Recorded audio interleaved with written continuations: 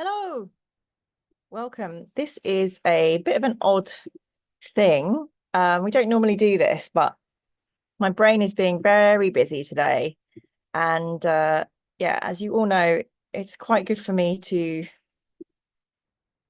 be online and chatting rather than in my head sometimes. So I thought I'd jump on because I've recently finished reading A Thousand Suns by Graham McNeill. So excited to talk to Graham about that. Um, and that's the first time I learned about this guy, which is, I think he's going to be in mirror images for you. I'm so sorry, everybody. Ahriman, Ahriman, who I realize now is quite a big character in the world of Warhammer 40k. And speaking to Ian, so obviously when I was reading Thousand Suns, I didn't have context. You know, he was one of the main voices in the Heresy Book 10, A Thousand Suns. And unbeknownst to me, he's a really big character. He is big in the brand. You can get models, you can paint him. And then somebody sent me this. So look at the size of this. This is huge, super, super huge. Unbeknownst, and yeah, written by a Black Library author that I haven't met yet, a guy called John French. Oh, I can see I need to do some stuff on here.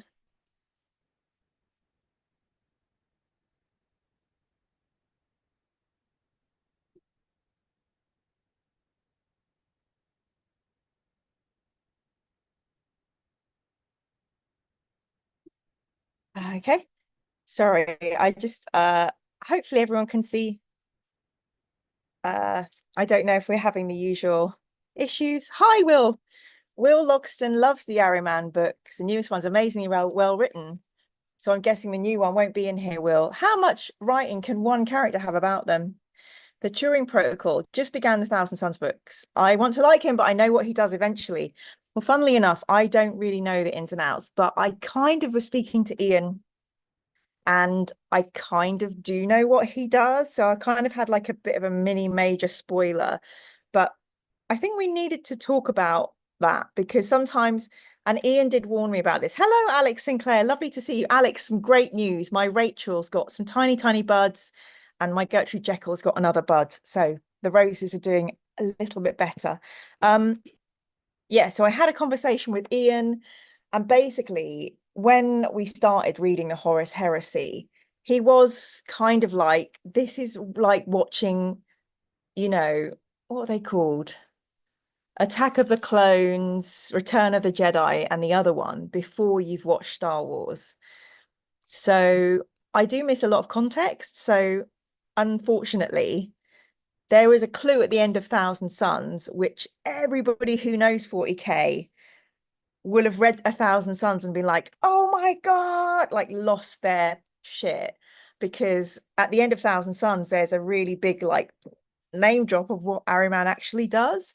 But for me, reading this book, and all the way through, in fact, I knew Ahriman was a main character. He had main character energy. I had no idea like how he's like really linked and logged into the heart of 40k legend and extremely important to anyone who plays 40k, but also, you know, one of those characters that is not a Primarch, but is kind of a standout character. I guess like a bit like Uriel Ventress from Ultramarines. Hey, David. So yeah, I thought it was really interesting. I can't remember who sent this to me. I've had a few boxes of books sent by Warhammer fans who want me to read their favorite books. I have a suspicion it might have come from our historiator Jim Aldous may have sent it, but I really truly can't remember. But it is a mighty tome. This could be used as a murder weapon. Hello, Books Before Bros. Welcome to the chat, Nick of Grey Primer. Nick, we need to sort out our Show Me the Minis video tomorrow. Let's get in touch and put a date in the diary, please. So yeah, so it's absolutely massive.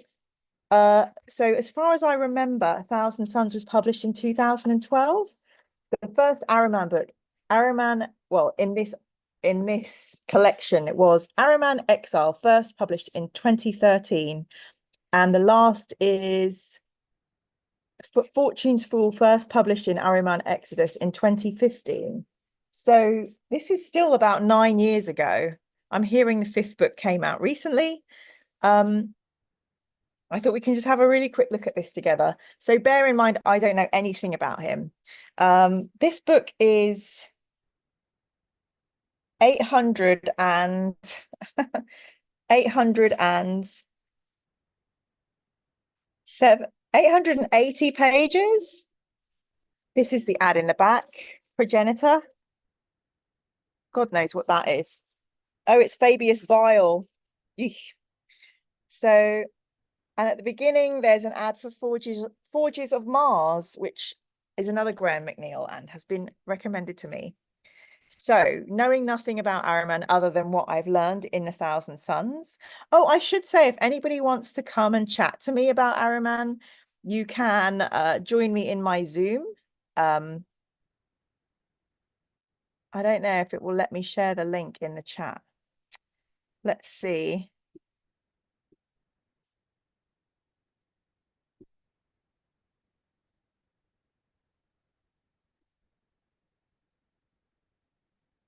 I don't know if anyone wants to come and chat about stuff.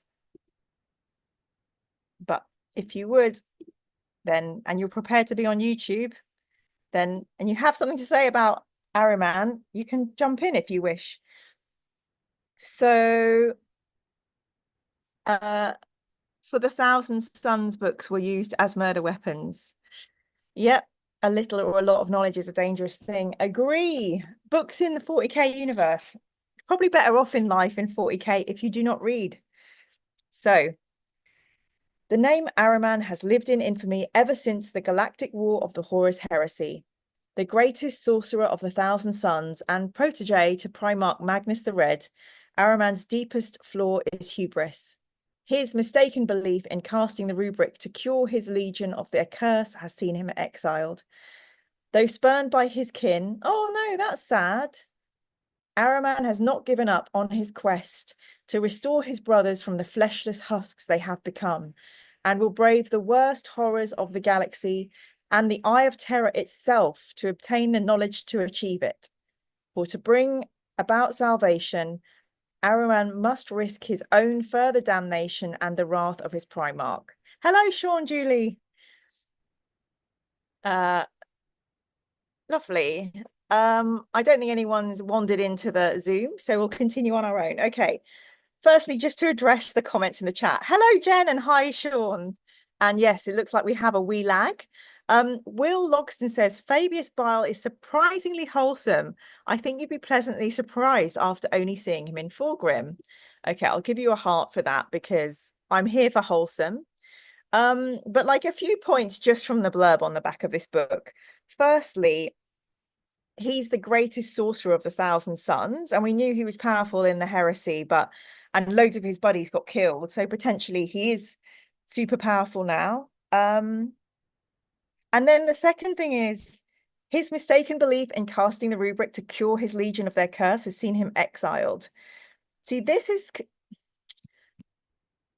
is kind of like a familial trait, right? In heresy, you know, the Primarch, you know, lost his sons and was not the emperor kind of lost all his sons when they were taken away by chaos and scattered across the universe, and then didn't really dad them very efficiently. He was very absent dad, and they were all craving his approval. And, you know, so Ahriman made a mistake and has been exiled. But when you think about it, it's like, you know, how you repeat a family pattern. Like, it's like how so many people marry a version of their parents because it's what they're used to. Ahriman saw Magnus go off and do something forbidden to try and save his brothers. So, of course, if you're the kid of that dad, you're going to find the excuse to go and do the same thing. So I guess the only kind of grace that he gets is in 40k. Normally, if you're if you challenge one of your brothers or your dad, sometimes you get your head cut off. So at least Ahriman was only exiled. But though spurned by his kin, so we know this is going to be a heart crusher. Ahriman has not given up on his quest to restore his brothers from the fleshless husks they have become because of him. Oof. So I feel like Magnus may or may not have done something wrong, but yeah, Ahriman definitely did something wrong. And Jen says, I like it that the blurb makes it sound like Ahriman is unfairly maligned by Magnus et al. Yeah, interesting. Well, he is now the hero of this omnibus, so it has to. It's like, I guess it's like the difference between Galaxy in Flames and Flight of the Iron. It's not at all like that. It's going to be like it's going to be like A Thousand Suns, and then the book about the planet where it's from the space wolves perspective. So of course, you know, Ahriman's omnibus is gonna put him in the center as a hero. David says both Fabius and Ahriman are tragic villains. Both essentially believe in good ends. They just don't realize how far they've strayed into evil in order to achieve them. And yeah, this is another huge theme in Warhammer, isn't it? The Turing Protocol says, speaking of the Emperor's absentee parenting, I've noticed that Malkador did try to cover that gap. For being a scheming, cold being, he's very fatherly to the Primarchs, especially Dawn. Oh, well, I'm interested to read more about Malkador then. Malkador, whenever I think of him, I just think of a cape. Will says, Magnus did the best he could with the information he had, is more like it. And I do agree with this point, Will. I do feel like even at work, I just don't have time for not knowing all the information. You know, when someone sends you like a message and they're like, hey, can you get me this by then? And I'm like, of course I can. I'd love to know why and the context. And if the Emperor had said, Magnus, please do not go into the warp, because essentially it's messing around with something that's very corruptive. I'm trying to do this very important work. It can't be damaged. It involves lots of dipping in and out. We have to be really careful of this particular room on Earth because it, well, Terra, because it's saving everybody. I just feel like as a kid, I always felt the injustice of parents taking decisions without consulting. And obviously they shouldn't do that when you're 5 or 6, but even as a grown-up, sometimes parents just don't tell you the whole story. Anyway, kind of get I feel like this is all in the Warhammer universe. You like Warhammer, you all know what I'm trying to explain. There's a lot of family dynamics going on, and I agree, like with Will, if Magnus had been given more information, the Emperor went to all the trouble of going to round up all his boys and then told them to go on a big campaign. But I just don't know why he didn't. I know he was busy. I know the Emperor's probably the busiest man in the galaxy, but take the time to have, like, you know, even workplaces have town hall meetings or an email. Oh, you know, your brother's doing this, you know, very happy with, you know, Dawn's performance, you know, we've really got security nailed down here. Well done against the Greenskins. Just a monthly email. But I guess in the Grimdark, you do not have monthly catch-up meetings. So there you go. Jen says, I'm not sure Fabius and tragic are two words that go together. Dave says, and this is us talking about Fabius and Ahriman, they're two of the brightest minds in both 30k and 40k. For smart guys, they're grim derp over their flaws and failures, which makes them even more Shakespearean, tragic anti-heroes. Yeah, I'm not really a big fan of an anti-hero in general, unless they have a redemption arc. Guess what doesn't happen in the Warhammer universe? Redemption. No one has time for that. I feel like Fabius would resent being called tragic, says Caprice. Probably. Well, I thought we could read a little bit of an intro. There's some really beautiful, this is why I like getting the books. There's some quite nice grayscale illustrations behind. And then I'm going to read the introduction. So this is written by a guy called John French. I've never read any of his stuff in the Black Library before. I prefer not going too far into 40k. But like I said, after I spoke to Ian, I realized I'm missing out on some really good juicy stuff because I don't know what I don't know in 40k. So I'm going to very gently and judiciously and circumspectly pick out bits of the universe in 40k or codexes that I'd like to know a bit more about. So I'm going to judiciously spoil myself. So this is a kind of a little way of doing it. And yeah, this is the introduction and another really nice illo here. Anyway, the introduction I really love because you really get the voice of the author, John French. And I think this introduction, I really struck a chord with me because there's a little bit of fanboy in there and the excitement and the passion that goes into building up this character. And the responsibility that John French felt is written really beautifully in here. The book, this is the introduction to Ahriman, the Omnibus by John French. The book you are holding is one story. That sounds obvious, right? I mean, it's a trilogy of books about the same character bound together. Of course it's one story, so what am I talking about? Ahriman of the Thousand Suns is a character driven by guilt to try and fix the mistakes he committed in the past. In particular, he's set on finding a way to save his legion, the Thousand Suns, from the corrupting influence of chaos. In this goal, he is willing to do anything, including using the powers of chaos, sacrificing countless lives and betraying those who might have thought him a brother or friend. His first attempt to save the Thousand Suns was a vast ritual called the Rubric. It went disastrously wrong, resulting in most of the Thousand Suns being turned from flesh into sealed suits of armor, animated by the vestige spirit of those that wore them. Oof. Since then, he has been trying to find a way to overturn that mistake.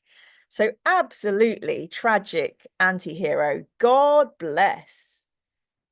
When I began writing Exile, I knew that if it went well, I wanted to write a trilogy. So Exile was the first Ahriman book that John wrote, I guess. This was not because books come in threes, but because I wanted to tell a big story, a story that was too big to fit in one book. I have always imagined Ahriman as moving through a series of grand projects in his quest for salvation, each one based on an idea of how he could achieve his ultimate goal. Recasting the rubric, manipulating time, capturing souls and giving them new bodies. He's probably tried all of these things over the millennia, and with each attempt he has to gather more power and knowledge to make them work. And even if they fail, each grand endeavor will leave both Ahriman and the universe changed. This is the story of the first of those great endeavors, of how Ahriman pulled himself up from despair and his first attempt to undo the effects of the rubric and save his legion. Don't you love this? It's just such a beautiful mingling of the sense and sensibility of what the author John French wanted to create, and then in his mind putting himself into the character of Ahriman and imagining this eternal struggle. I've got to do this. The demands of a trilogy mean that the story I wanted to tell was sliced up into 3 books, which conveniently mirror the setup, struggle, and final structure of classic stories. Yep, that ties in with what I learned about the story circle, which Dan Harmon goes on and on about. You have a beginning of the journey, you have the struggle, and then the final structure. The only problem was that the strands that linked the 3 books might not be clear because of the gap between the books being released. So when it comes to this omnibus edition, you really are getting the story as I intended, all together from start to finish in one place. Why does that remind me of the Mighty Boosh sketch where Richard's Iwadi goes, I want to hear the entirety of Tusk with the breaks as Lindsay Buckingham intended it. Anyway, we all love a omnibus read at once. This edition also let me draw together all of the other stories that I wrote about Ahriman and place them together next to the main narrative. In particular, the series of short stories told by the demonologist Ctesias fills in the details of how Ahriman and his followers find a way out of the Eye of Terror between Exile and Sorcerer. I'm actually excited about that because I hear about the Eye of Terror all the time, but I don't know, have I known anyone go in there? I feel like Eisenhorn went into a really crazy alternate universe. Was he in the Eye of Terror or was he on a planet? I can't remember. Anyway, yes, Jen's just written, I wish I could be this coherent about anything I wrote. The intention, the understanding, the introspection is, oh, love. In particular, the series of short stories told by the demonologist Cetesius fills in the details of how Ahriman and his followers find a way out of the Eye of Terror between exile and sorcerer. It also adds something that you don't get by reading the novels on their own. Here we go, here we go. Reading Exile, it's easy to think of Ahriman as a good bad guy, a misunderstood anti-hero who's on the wrong side of history's judgment. Cetesius's viewpoint is an antidote to that. He does not like or trust Ahriman and is not taken in by his ideals. Seeing Ahriman from that point of view before you go into Sorcerer and then Unchanged should give you another way of seeing Ahriman's actions in those books. Is he an anti-hero or just out and out evil? Is he in command of the power he wields or just a deluded slave to the dark gods of chaos? Is he an idealist or is he a hypocrite? Having said all that, the thing that pleases me about this omnibus is that I could put the short story All Is Dust as at the beginning as the first thing you read. Although short, it shows you what it's like to be one of the Rubricae, new word, created by Ahriman's rubric, and what remains of them, and hopefully shows you the tragedy of what Ahriman did. All Is Dust is emotional context for everything that follows. It also has a very particular and important place in the conclusion of the trilogy. I wrote All Is Dust at the same time as Exile and very carefully and casually included the name of the Rubricae at the center of the story as Helio Isidorus. That name crops up a few times in the main narrative and then one last time right at the end. No, that's not a spoiler. You'll see what I mean when you get there. Bringing everything full circle and being able to put that story in its proper place feels right. This is one story, the first story of Ahriman's path to ultimate damnation or redemption. I hope you enjoy walking it with him. And just, because I love writing and he wrote at the beginning, that beautiful pendulum. This is one story at the beginning and a reminder that this is one story at the end. So yeah, I'm a little bit tempted to have a peek at this book. All Is Dust, the first story, is just 4 pages. And I would love to, I think it'd be really, really fascinating to read what it would be like to be a Rubricae. So yeah, very excited. Also would love to read any books or literature set in the Eye of Terror. That sounds incredibly exciting. Oh, hello, Will. Good evening. Will says, the Eye of Terror is Slanesh's hometown. Just head to Cadia and don't stop until real space ends. I'll make sure I never get lost at the end of Cadia. Welcome to the chat, Will. So great to see everybody. I'm going to go back to the comments real quick. Jen Graham, the only plus points Fabius deserves is he looked where the rest of his at the rest of his legion and went, I'm not that crazy. Will L suggests the entire Ahriman series is a redemption arc that gets 40k'd into being a descent into greater villainy. Oof. Yeah, I mean, it's like, Will, we don't have time for redemption in Warhammer 40k, 30k, the Grim Dark, the Eye of Terror, whatever planet you're on. Just doesn't happen.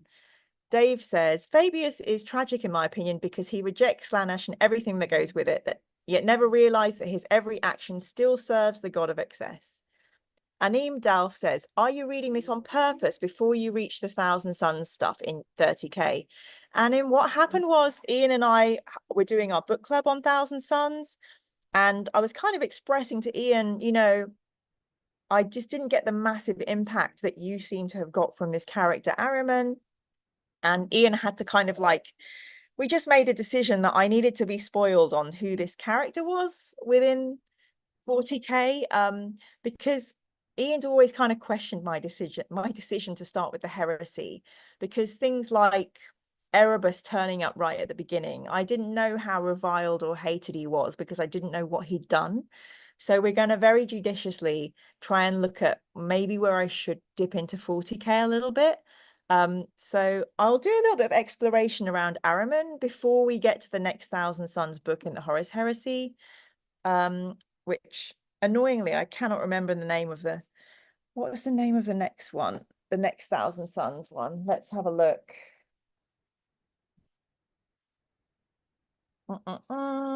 Prospero Burns by Dan Abnett. So before we get to that, I will learn a little bit more about Ahriman. Jen says, I guess Fabius does go more and more mad scientist as his story goes on. Nick says, all his boys are carrying their specific engineered flaws, and the Emperor sits back and waits to see if they will rise above the flaws or succumb to them. What? Mind blown. Nick, are you saying the Emperor on purpose gave some wolf bits, some vampire bits, like a horrible Fallout Vault tech kind of experiment? I thought the Emperor was more intentional and like he had a master plan, like he needed these Primarchs to help save the galaxy. Surely it was that. Oh gosh. Please don't tell me the Emperor is like this horrible Mendel or something. Nick says, Magnus had all the information the Emperor wanted him to have. Indeed. Jen, I'm going to save my legion. Didn't your first end go terribly for everybody? That was a practice run, obviously. Yes, there is something in the futility of trying again and again, isn't there? Dave says, both Fabius and Ahriman are denied by their own hubris from achieving their own deeply held goals. They're both very much the Wile E. Coyote of the 41st millennium. Excellent. The Dick Dastardly, or the what's his name? Our next time gadget of the 40k universe. If anybody does want to come and chat about this, you can pop into the Zoom if you'd like to join in. Christiansen says, you just read out a very important part. The second trilogy is currently being written by French. 2 out of 3 have been published, i.e. 5 novels out of 9 so far. Wow. So Ahriman is a huge figure. So that's like, I guess he's as big as Eisenhorn. At least. And I think you can play as Ahriman, right? There are minis of him or something. Dom says, hello, Dom Elf Kicker. Dom's not out too late kicking elves this eve. It's good to know. I've not read this, but I love all of John French's heresy contributions. Ooh, so he's a heresy writer too. That's exciting. I wonder when he comes in. Because where I'm at, we're going to go James Swallow, Aaron Dempsey Bowden, Dan Abnett, Christian Dunn, Graham McNeill, Gav Thorpe, Dan Abnett, Christian Dunn, James Swallow, Christian Dunn, and Nick Kime, Graham McNeill, Aaron Dempsey Bowden, Laurie Goulding, Nick Kime, Dan Abnett. So I guess he's not coming around till after book 27. The Eye of Terror is Slanesh's hometown. Yeah, read that one out. Wilcat, as opposed to the Maelstrom, where all the mutant pirates hang out. Maelstrom. Oh, interesting. Mutant pirates? I don't know if I could handle them. Anim says, makes sense. Also, Prospero Burns is great. I've heard that from so many folks, Anim. They really are into Prospero Burns. Guess Thousand Sons are pretty popular. Nick says, the great galactic experiment to see who will love him or betray him. Wow, Nick, really? Really? Wow. But it's like a narcissistic ex, isn't it? David says, also, both characters have been around since the 2nd edition in the mid-90s as the first named characters in their legions. I need to have a look at this 2nd edition codex. I mean, I don't really want to. I'm just looking around. I used to have Warhammer codexes here, but they just look a lot. I'm scared. But I probably should look at some of the 2nd edition fluff at some point. Minis and rules of both Ahriman and Fabius Bile since the mid-90s. Interesting. I wish you could do like Primarch battles and stuff. That would be fun. Dr. Claw is the Inspector Gadget character. If you're ever really bored, the Inspector Gadget remake sequel cartoon is way funnier than it has any right to be. Terrible theme tune, though. Inspector Gadget. Christian confirming you can absolutely play as Ahriman. He's the most powerful Chaos Mage. You will either use him or his dad, Damon Magnus, as your leader on tabletop. Why do they all turn into demons? No. Will, I went from Eisenhorn to Horus Heresy, then went into 40k. The best thing about reading 30k first is that you get to come back and enjoy them all over again after you become immersed into 40k. Thank you, Will. That gives me that gives me a bit of relief. I'll take heart from that. Thank you so much for saying that. Lovely to hear it. I sometimes do question my decisions, but I have Ian if anything ever goes wrong. Dartharus, hey Matt, been playing 40k for so long that approaching the Horus Heresy blind is impossible for me. So I quite enjoy getting to experience it vicariously through you. I think a lot of people do like that. The amount of people that couldn't wait for me to read Fulgrim because they knew how gross it would make me feel. There were lots of people very interested in my approach to Fulgrim. Sean says, thanks for the tip, Jen. I loved Inspector Gadget as a kid. It was great, apart from Next Time Gadget. He was scary. Jen says, I say mutant pirate. It's a bit hard to explain. There's a rogue space marine called Huron Blackheart who lives in the Maelstrom, who just recruits anyone a bit miffed with big E, lol. So he's a traitor. Interesting. I am interested in, like, what do you do if you're not at the heart of the Empire? You're not like a full-blown traitor, but you're just like a lone renegade trying to get through the galaxy. I wonder if there's a figure like that or a character. Because there's that whole game, isn't there? Rogue Traders. So is there like a Han Solo type Warhammer character? I guess like a Tricky Dicky or a Del Boy of space. I would read that. Maybe I should write something like that. And they just have to try and slip out of the hands. Oh no, we fooled the Imperium. Doesn't sound very 40k, does it? You can do Primarch battles in both 30 and 40k. Amazing. I need to look into that. Anybody here done a Primarch battle ever? Ooh. Although there's fewer Primarchs in 40k in it. And let's not forget those missing Primarchs that will never show up. Dom says, John French did some of the late Heresy novels, but has a few short stories earlier on in the anthology novels. Ooh, that's good, because I think there's another anthology coming up soon. Sorry, I keep scratching my nose. I've got a little bit of hay fever. I'm just going to check in the Zoom and nobody is coming to discuss. That's fine. Not everybody likes being on YouTube. I just worry that I'm really boring and ignorant. Oh my God.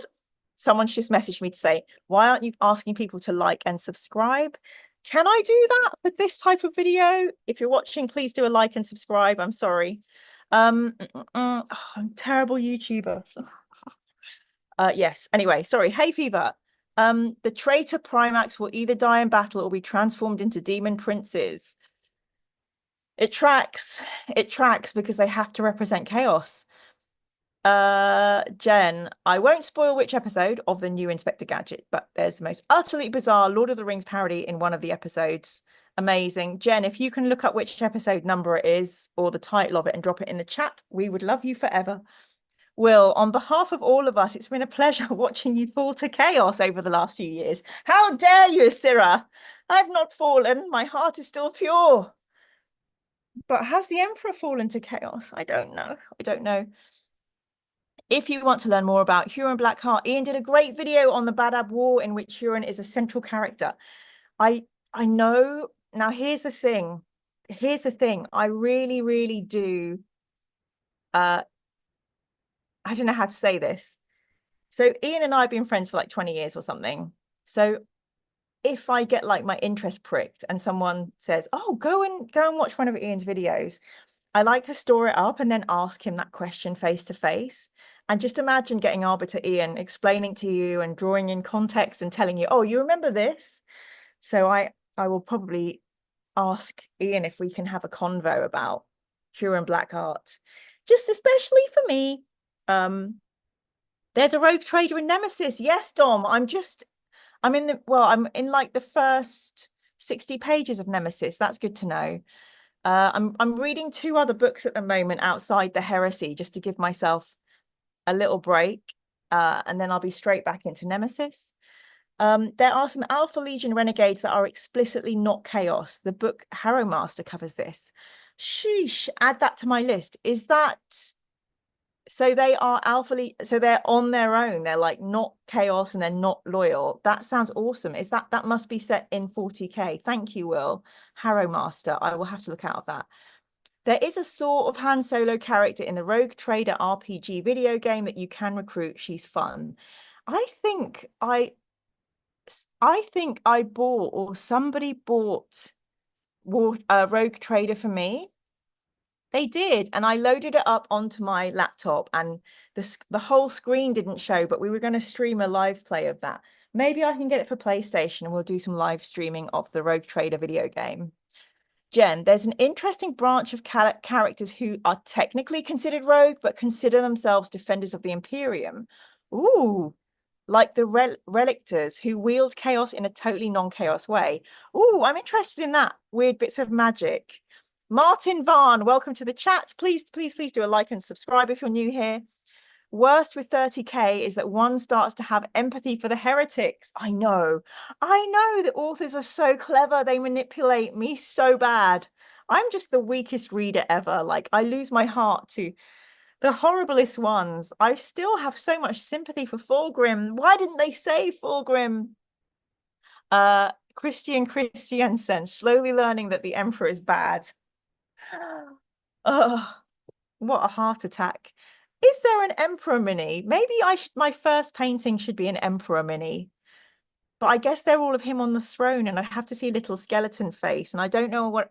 Is there a healthy, happy 30k? I'm a new dad Emperor I could paint. Should I 3D make a happy dad Emperor with little Primarch toddlers around him? Yes, I should. I should make.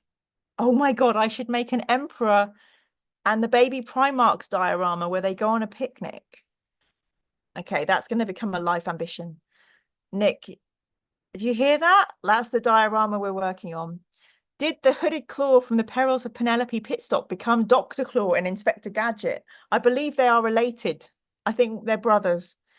Capri, second edition Codex Chaos is a fantastic tome that would be a great read for you to get a feel for the legions and bigger characters. Okay, let's look out for secondhand Codex Chaos editions. We will do that. Will, the Badab war video has animations and maps which are needed because it's complicated. Shall I just ask Ian and get him to draw the maps for me? Lol. He would not do that. Mercy, welcome to the chat, Mercy. Please do like and subscribe. Shroud of Night also follows a squad of Alpha Legionnaires on their own. Oh my gosh, I feel like I need to be making a list. Can somebody in the comment underneath the actual video list all these games? I'm sure I can always come back to this chat and pick out all the books. The most tricky thing about Chaos is that you don't have to like or think yourself on Team Chaos, but you can still be a full slave to darkness. No! Why? Dartharus. He's the Omnissiah. He's a very naughty boy. Is he the Omnissiah? Yes, he is. Oh, Sean, there's a rogue Space Marine chapters called Black Shields. Various reasons for splitting from the Imperium, but also not joining Chaos. See, I think that's fascinating because unless you're aligned to one of these two huge forces, how do you live? Do you hide? Do you scuttle a ship on a planet and hope it's not discovered? Do you just live on a spaceship? Like, how do you feed yourself? Like, how do you keep going? All this stuff I'd love to read about. Jen, then there's the oh gosh, I'm going to mispronounce this. Then there's the Charcharodons, aka Space Sharks, who are possibly the most World Eater-esque loyalist Marines in existence. Interesting. Yes, Anim, Emperor pushing a stroller with Horus inside. Okay, Nick. We need to make Emperor pushing a stroller with baby Horus inside. And of course, the other ones, well, no, would Horus be in the littlest one? The babyest Primarch would be in the stroller. Horus would be on the Emperor's shoulders, potentially, with a little baby puppy wolf on his shoulders. Sorry, can't play with an Emperor mini, not an official one at least. Oh, David, after all, Mira, say Fulgrim teas aren't a sign of falling to chaos at all. Well, hang on a minute. Hang on a minute, Dave. So if I was like, if I believed, for example, that Satan existed, and I was like, oh, save yourself from Satan, that wouldn't make me evil. Save Satan, save him, give him his, I don't know. not fall into chaos. I'm not falling to chaos. I know what I'm doing. That's what they all say. Nick says there are a lot of 3D printable Emperor minis. Amazing, but for a 40k Emperor, just use any old zombie. No, Nick, that's so mean. So mean. Dom Elfkicker, the morally grey characters are the best ones. The morally grey characters are the best ones. Whew, actually, that's a really, really interesting point of view. The morally grey characters are the best ones. So for me, I'm someone who grew up reading like Alana books by Tamora Pierce and Lord of the Rings and, you know, watching Star Trek. And for me, I want there to be happy endings and for the good to prevail. I get that the viewpoint of the morally grey characters are often more sophisticated, more literary, more nuanced. But I guess because of my life and how I grew up and, you know, how generally the world can be quite a scary place, I prefer a hero. I don't mind crying. I don't mind tragedy. I do mind tragedy. I think I'm just weak. I think I'm weak and I can't handle it when an anti-hero I'm really loving reading starts making miserable choices and being horrendous. But that's really interesting. And of course, in 40k, all the characters are morally grey. I mean, you've heard my song, Space Marines, are they good or bad? It's hard to tell. Will we ever find out? And we do find out. They're all bad and good, mostly bad. I just need an emperor at the Triumph of Ulanor mini. That must have been him at his happiness. Just all of his boys working as intended. Yes, the Turing Protocol. Yes. Nick, the emperor is all. There are no gods. Then he really needs the services of Mars. And suddenly he's all, I am your god. Nick, you're coming in hard with the anti-emperor propaganda into my chat. Don't you know my alignment? I'm really struggling and I've got hay fever nose. Like, you could make me cry. I won't cry. I won't cry. Hello, says Chuonin. What are we talking about? We started talking about Ahriman and now we're going a bit rogue. My favorite Black Shield were those that looked at the heresy, were like, nope, and went back to doing the Great Crusade. Very sensible Black Shields. Chuonin into, I was talking about Space Marines or characters who kind of sit outside the Imperium and the traitors and like have to make a life within that. Like, I really enjoyed reading about the Inquisitors. I was wondering, like, if you're a rogue Space Marine or, you know, like a Han Solo type living in this universe, what would those stories be like? Hello, Stuart. Yay, congratulations, Stuart. You finally made the chat. Stuart, please do a like and subscribe if you don't mind. I know you're subscribed already. Yes, you need to come back to YouTube to get your membership back because you keep missing all the giftings, Stuart. So Sunday night streaming memberships get gifted quite often. You can become a Mirror Manga Space Marine YouTube member if you so desire, and you can subscribe and you can like and you can do a Patreon. I really need to remember to do those things. Christian, nothing wrong with Tolkien and a happy ending, but that isn't 40k. Christian, how we have learned that. That's another thing. Which book has the happiest ending in 40k or 30k? And can I read it now, please? And someone's going to be like, there are no happy endings. And I know that. I know. You're not weak, you're just good-hearted. I am chaotic. What is it? Am I lawful good, chaotic confused?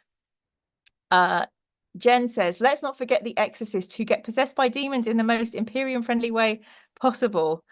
Nick, why are you crying, Mira? Nick was mean to the Emperor. That should totally be a t-shirt. Why are you crying? They're being mean about the Emperor. Dartharus, there are Marines called the Fallen in 40k. Thank you for no spoilers. They're zealously persecuted by some Imperium factions, but are not all devoted to chaos. Some are.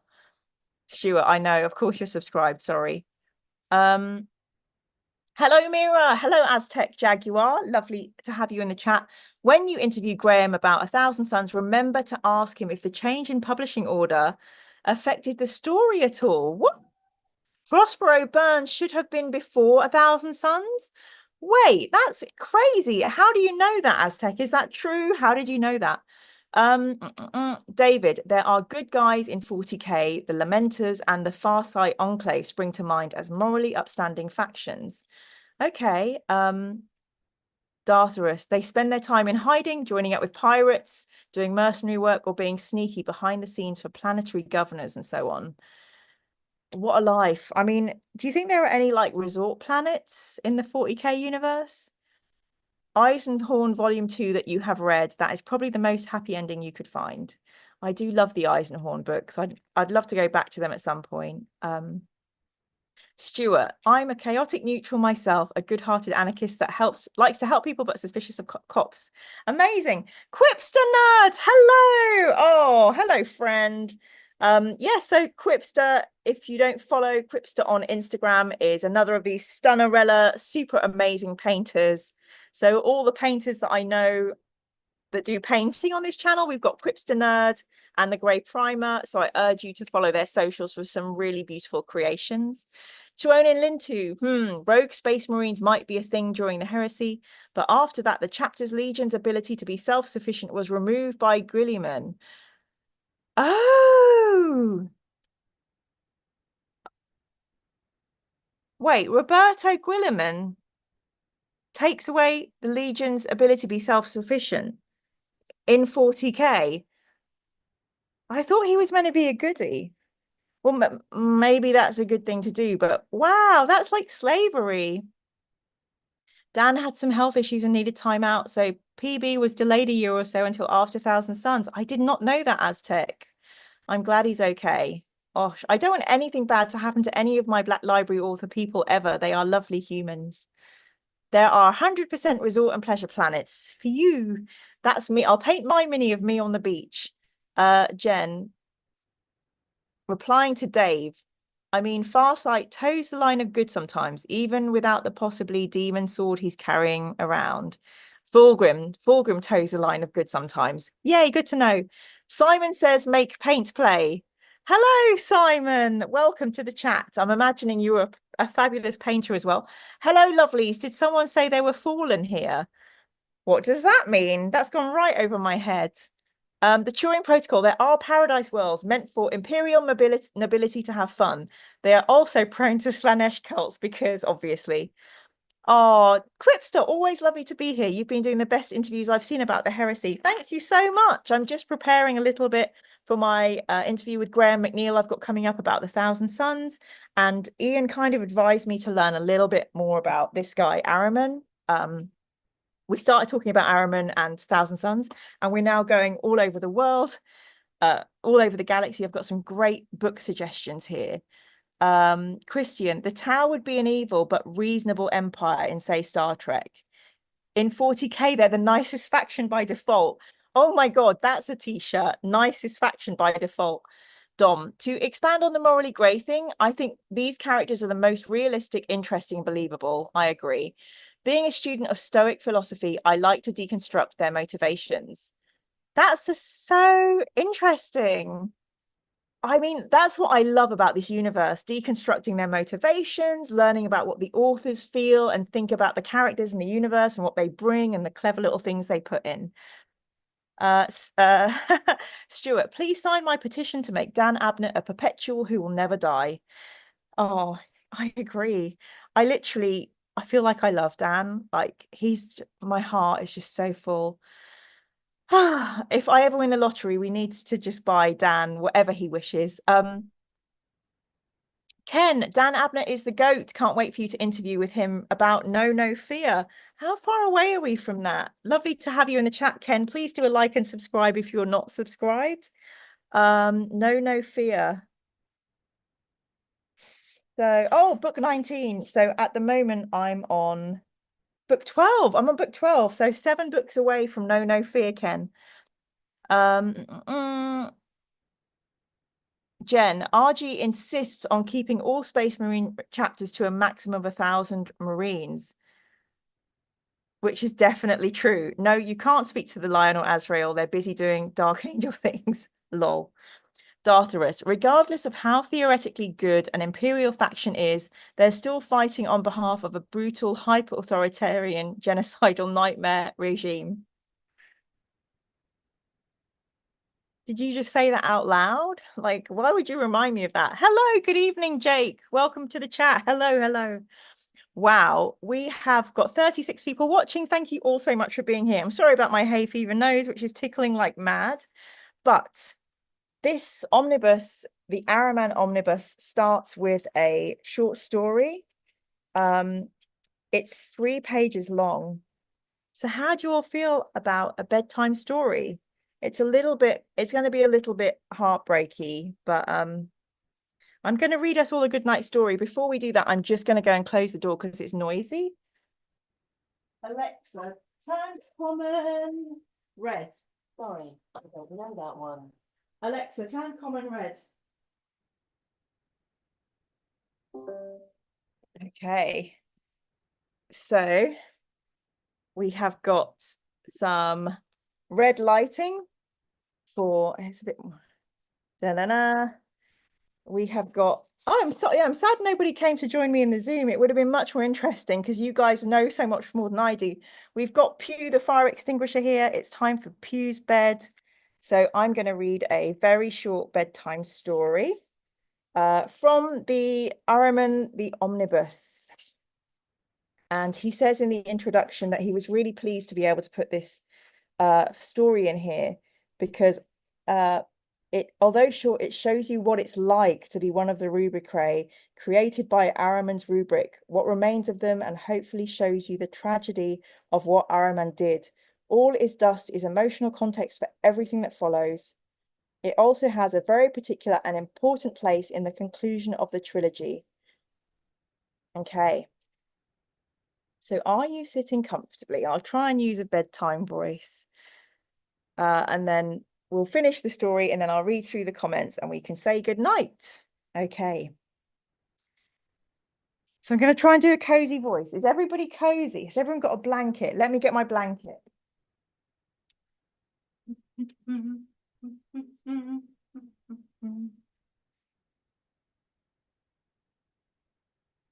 We've got the unicorn and we've got the blanket.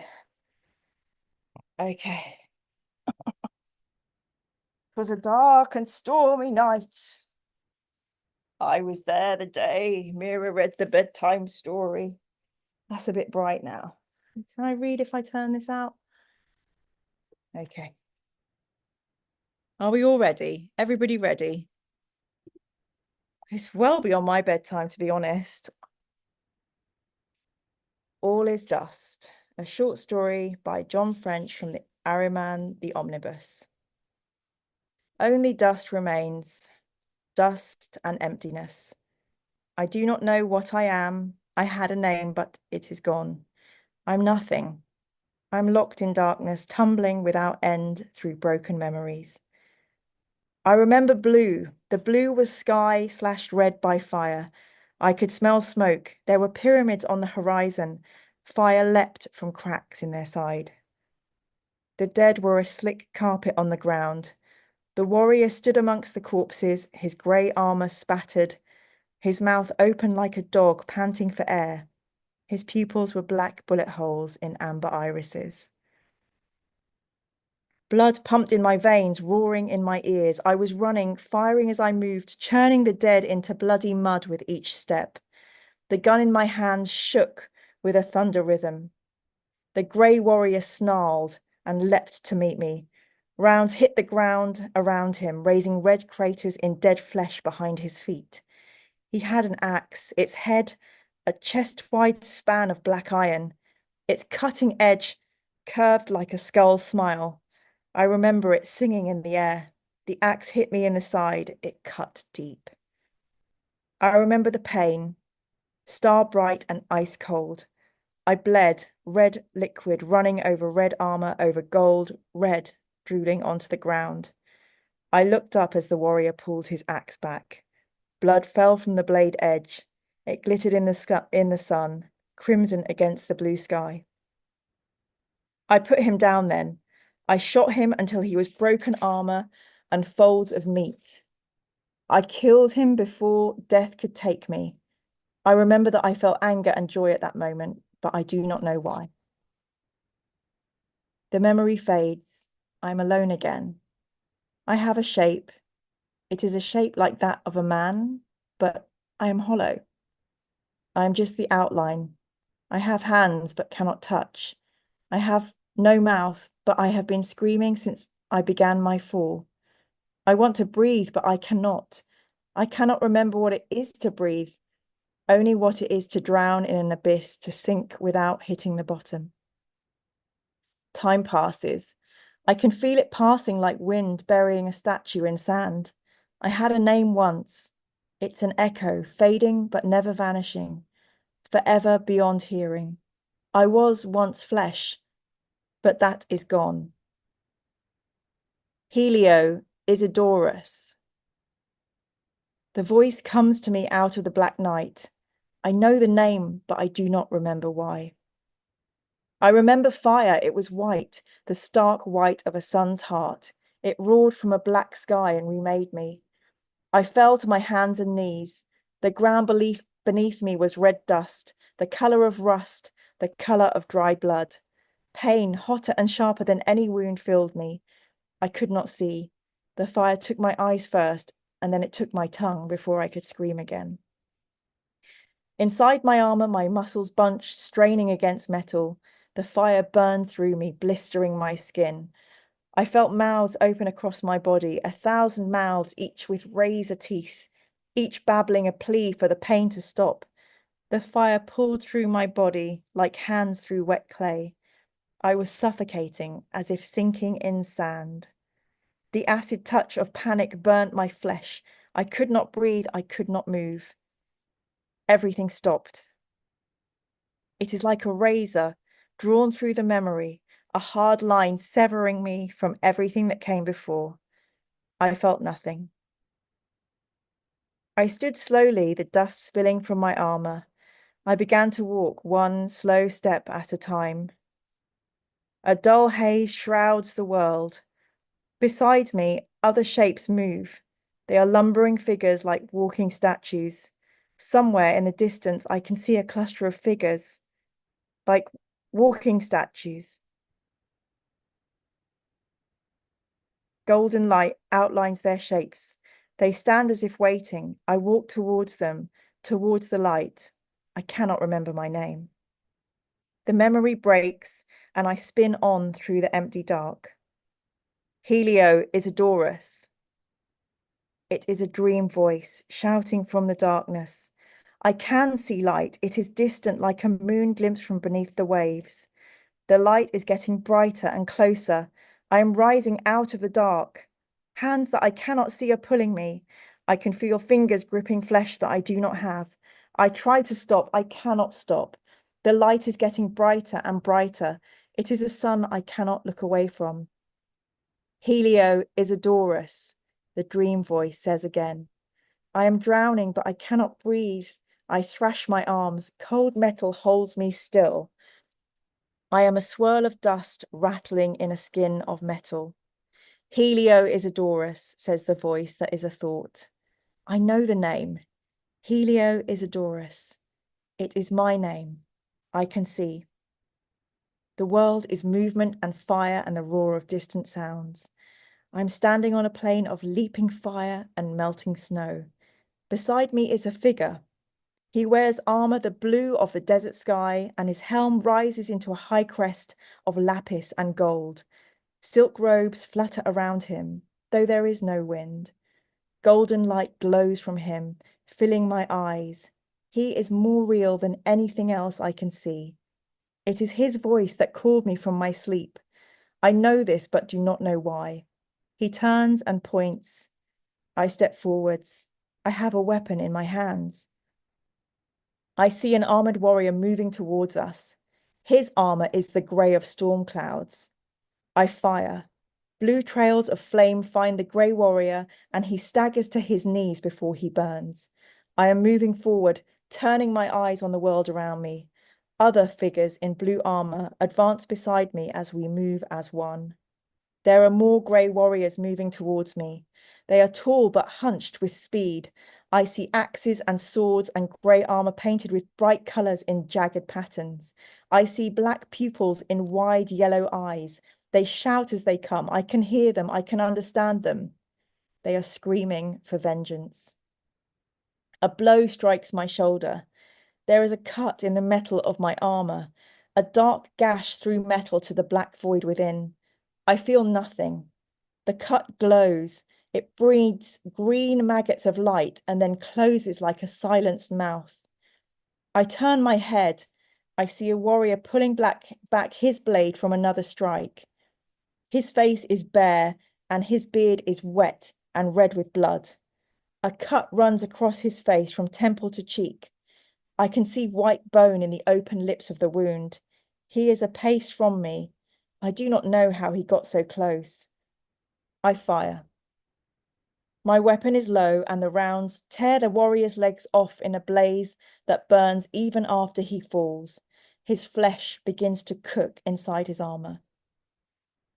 I take a pace forward, stepping through the flames. I pause. Memories swirl in the darkness within my skin, rattling like sand against bronze. I watch the grey warrior burn, become ash, become dust. I know this should mean something, but in my memory, there is only the emptiness that drowns all else. I am an outline held in a dream of falling, and this moment means nothing.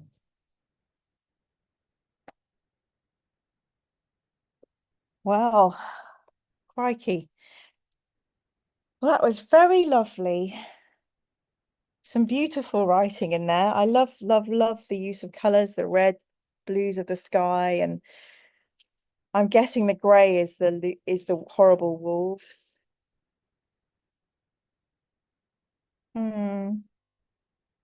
There's this lovely line. I can see light. It is distant like a moon glimpsed from beneath the waves. I think I will enjoy reading John French's writing. That was very lovely. So I think we should light the money candle for all of us to bring some money in.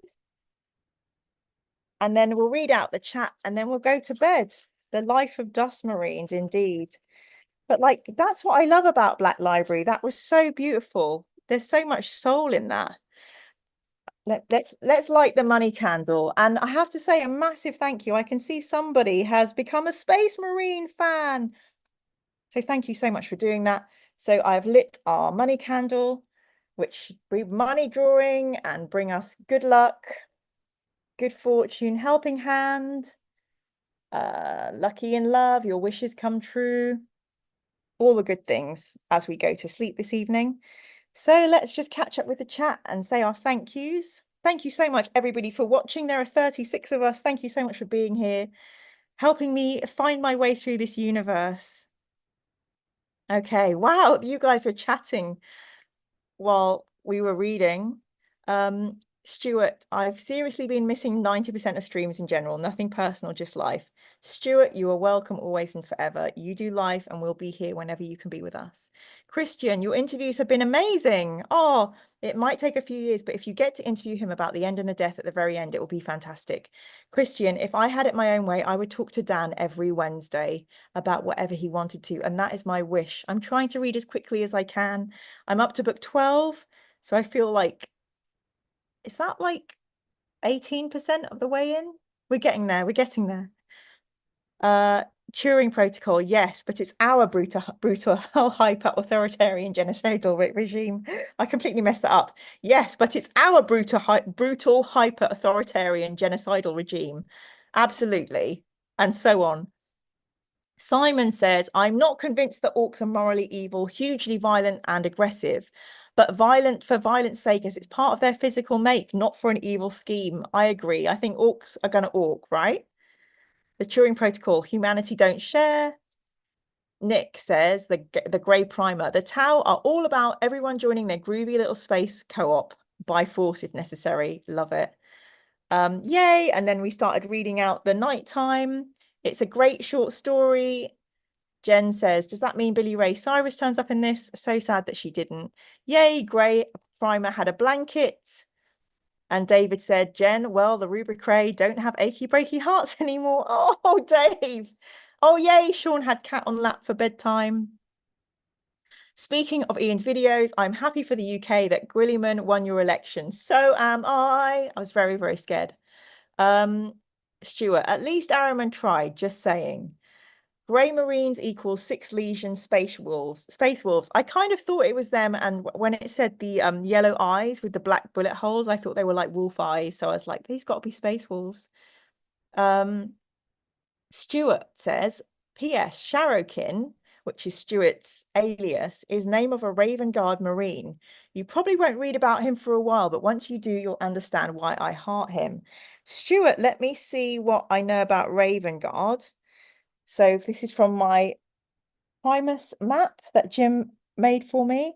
So Raven Guard Primarch is Corvus Corax, and they're known for being stealthy.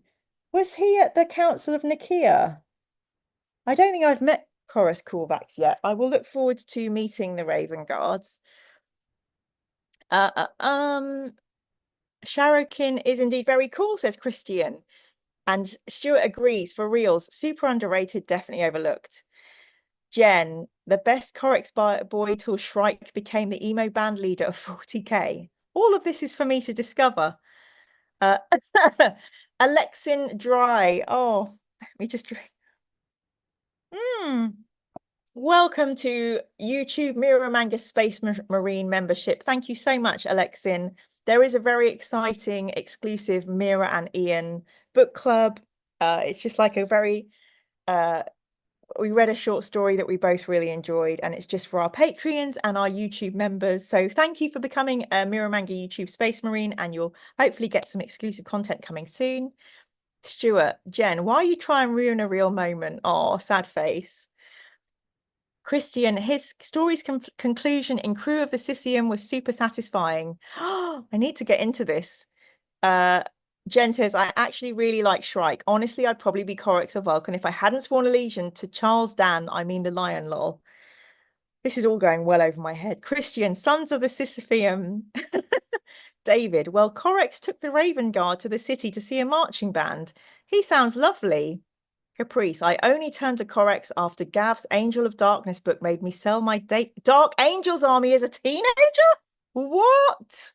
That's some powerful writing. Gav Thorpe wrote a book and Caprice dumped their freaking Angels army. Oh my lord. Save us, Emperor. Jen, I would choose Sharrokin over Corax, to be fair. Sharrokin has that zing and stab that Corax don't. He is son of a Corax, but no morose. What? Jen and Stuart are having their own conversation now. Historita Jamaldus, hello. I was killing Imperials with Death Guard. Is it Ahriman Exile? Did you send me this book, Jim? I can't remember who sent me this. Welcome to the chat, Jim. Christian, that would be Ahriman commanding his brothers to war. Yes, we just read that would be Ahriman.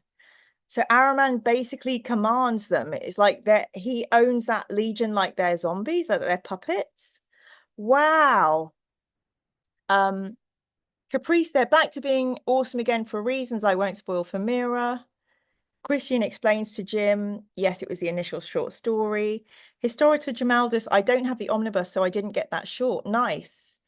I'm going to just speed through in case there are any spoilers in this. Yeah, they're getting very in depth around this Shrikey Angels of stuff, and I don't want to get spoiled. Oh, Darthrus did 4 claps, thank you. And Sean did some claps. Yay! Is the Blacktalon book good, says Jake. Can anybody help Jake out about the Blacktalon book? Christian, the life of a dust marine. Yeah, and we identified the space wolves. Alexin, Erebus appreciates you lighting a candle for the membership in his name. Never, Alex. Never. If Erebus came up to me in a nightclub, he would get a non-alcoholic drink thrown in his face, and then I would run away as fast as I could. And I wouldn't even be in a nightclub because I'm normally in bed by 10 p.m. Will says, great story. I'd love to chat the next time you stream. And I reinstalled Zoom. So next time you go live, I'll happily join and we can simp for the Emperor together. Yay! Oh, so yes, Jen advises Jake. I'm really enjoying it. I can't remember what Jake. Oh, yes. So Jen is saying about Blackatoon, it does a better word of humanizing the Stormcast. Stormcast, I haven't got to yet. I'm excited to get to them. What even are they? Looking forward to more funding for MH services. Yo. Jake says, that's really good to hear. I've been thinking of diving into Stormcast, Eternal Law, and Black Library books. Jake, do it. Your life will be better, I promise. Love that you have a map. Yes, Historita Gemaldus made this for me. And when it came, it was like this. Because basically Jim made this board. It's got all these little magnets on. Oh my gosh, we should play it again and see if I know all of them. But I had to guess everything with the help of people in the chat. And there was a whole puzzle. So yeah, it's one of my favorite things in life. I don't think I'll ever not need it. And I love it so much. I'll frame it one day when I'm a Warhammer expert. Historita Gemaldus. You met Corax very briefly in Fulgrim. Sugar. Yes, Corax was on Instavan, Ken. Oh my goodness. So if Corax was on Istvan, he must have been a baddie. Maybe I've just blocked Istvan from my head because it was so traumatizing. Oh gosh, there's so much chat. Jake says, I've been listening to Fulgrim on Audible recently, loved it the first time I read the physical copy. And Jim did not send that book. So who sent me that book? It could have been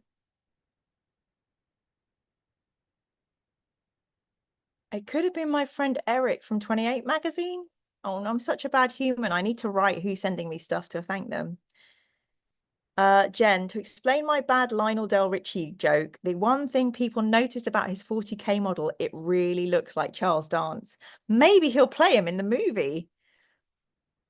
Stuart, Mira would never make Erebus feel welcomed. Pure heresy. Nick says, I really enjoy John French. Blood and Lies, Agent of the Throne, book 1 was great. What is Blood and Lies? Is that a spy book? Agent of the Throne, or is that about Custodes? Tell us, Gray. Tell us.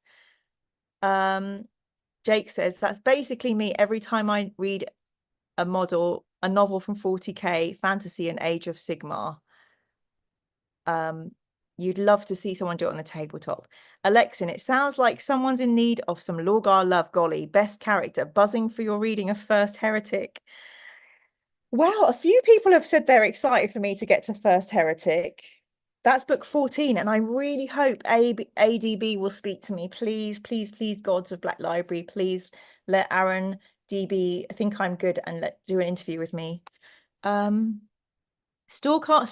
from Age of Sigma, says Dave and Jim. Roughly the Space Marines of that setting. Yes, I have to say, Warhammer Fantasy and Age of Sigmar are so much more me. I mean, there's little magic space frogs and stuff, and elves and magic. I don't know how I got into heresy and Space Marines. Will Cat says, Erebus just needs a hug, preferably from a dreadnought. Agree. Stuart, Corax was not a baddie. He should have ... Well, no spoilers. Christian, impressive. It's a big series to get into. Each legion had one Primarch and at least one important boss marine, and often several. This is going to be my life, isn't it? Jim says Corax, Vulcan, and Ferris were the 3 loyalist Primarchs on Isfan 5 who had their legions massacred. Oh, can you see how I've completely blanked that out? AF, good morning. Oh my goodness, there's so many of us here. You guys, I've been talking for 73 minutes. What is life? I love you all so much. Dave has retracted a message. Oh no. The fates of Corax and Vulcan are unknown to you at this time. I hope they're okay. Poor those legions. No, Will, I couldn't disagree more, says David. Erebus needs a particularly big hug from a Titan. Amazing. Jake Wu, the First Heretic is a great read, really dives into the 17th Legion. So if I would just check which is the 17th Legion, the Word Bearers with the horrible Lorgar. Oh, if someone's written a book that makes me like the Word Bearers, I'm going to retire. I will go and get rebaptized in a Christian church, and then go swim in the River Ganges, and then purify myself in many rituals and retire. I'll become a hermit. If anyone makes me like Word Bearers, I I'll cease. I will just cease. ABD is often good, says Stuart. Been a while since I read First Heretic, though. Christian, remember, all Lorgar ever wanted was the truth and some gods to worship. Jen says he's the best flappy boy, clearly. I don't know whether you're talking about Corax or ABD there, Jen. The Turing Protocol. Turing, it's been great to have you in the chat. Come to other things we do. First Heretic will trick you into almost hearing what Lorgar has to say before you realize how petty of a C word he is. Thank you for blinding that word out. I do try and keep this channel PG-13. Thank you for respecting that. Dom, an ADB interview would be definite win. He's the master of flashing out characters. Oh, I find that so exciting. Not reading that spoiler thingy, just in case. Oh, Nick says, Blood and Lies is about an ex-Militarum guard who now works for the Inquisition, and she takes on a planet full of cultists. Another Inquisition book. Interesting. Alexin, Erebus needs a big hug from me, preferably on a body pillow I can keep. Oh, Alexin just wants to make sure Erebus is okay. Hello, Ash. Welcome to the chat. I loved the First Heretic. Finished that book in 2 to 3 days. My gosh. My goodness. Stuart, Mira, loving word bearers would require more than baptism by water. Definitely would require baptism by quarantine. Dartharus, joining every religion is about the most word bearer thing you could do. David, totally understandable feelings about word bearers, Mira. Wow. Well, thank you all so much for being here as I dipped my toe into a little bit of the history of Ahriman. Yeah, I can't believe we've been chatting for 76 minutes and lots of people came to hang out and chat. Thank you all. I'm learning so much. I feel like my poor brain is like, okay, go to bed now. You've got extra information. But thank you all so much for sticking around and bearing with me while we had a little bedtime story. It's just really good when my brain's feeling like, to kind of just chat some stuff through and spend time learning new stuff. But lovely to have an evening with you all. I've got a lot of interviews to arrange coming up, including Grey Primer. We're going to look at some of his Horus Heresy dioramas and amazing art, mini art. But for now, it is 23:41 here in London, and I'm going to go to bed. I'm going to remember to blow the candle out. I hope we all have love and luck and a wicked, wonderful Wednesday. In my office, we call Wednesdays Wellbeing Wednesdays, and people bring in treats and nice things, and we make sure we have time for a really good lunch. So I really hope that everybody gets to have a Wellbeing Wednesday. And yeah, thanks so much for joining me this evening. It's been very chill, and I feel good about the book I chose to look at. No, don't feel bad, Jen. I was having a bit of a worry before bed, so good to have a nice evening. Thank you, Sean, for being here. Thank you, Nick. Thank you, Sean, for being a mod, and Jim for being a mod. Good night, Will. Lovely to meet you. Good night, Jake. Ash, any interview with Guy Haley? Not yet, but maybe if he's in a heresy kind of way. Thank you, Dave, for being here. Have a good evening, Stuart. Lovely to see you. So lovely you caught up with the stream for once after a really long time. Good night, Aztec. Good night, Turing Principal. You stay safe too, Alexin. Thank you for being a Space Marine member. Oh, have a lovely night in Denmark, Christian.